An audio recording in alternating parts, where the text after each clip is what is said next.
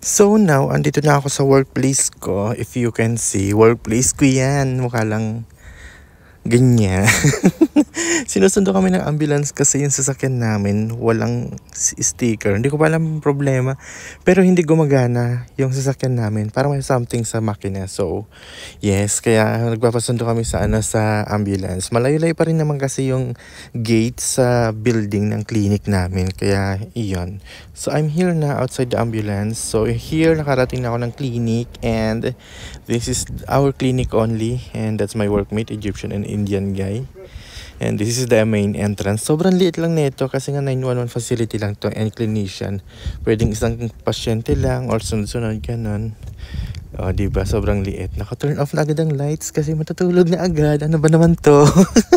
So, yes. After kong ilapag ang gamit natin. So, first of all, coffee as usual. O, diba? May time kami mag-coffee dito.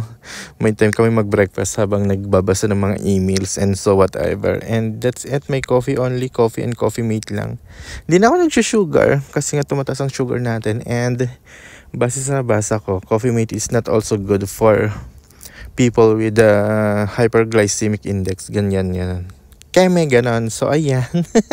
Nagkikia seeds din ako. Pero iniinom ko siya in the morning before umuwi. Or pag day shift naman ako bago matulog. Ganon. Kung may chia seeds. So, I have some fruits also here. Need to put it in the fridge para fresh later. Kasi 3 AM kapag kainin nyo. No, diba? May oras talaga yung pagkain natin. Kailangan may foods tayo ng 12 at 3.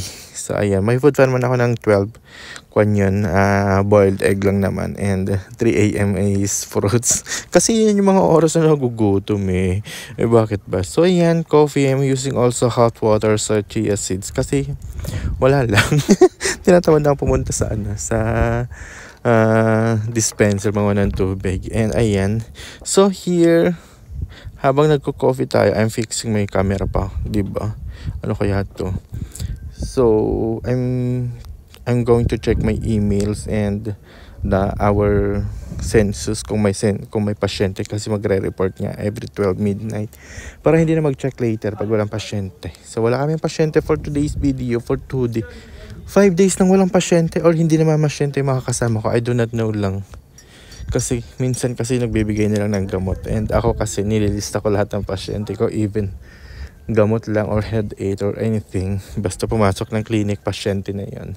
So, ang hirap kasi mag-report ng walang pasyente. Tapos, syala-syala lang ang gawa dito. Oo.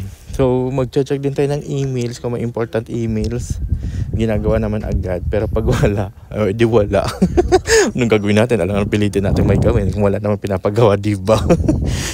And that ends my video. Thank you so much for watching. Bye!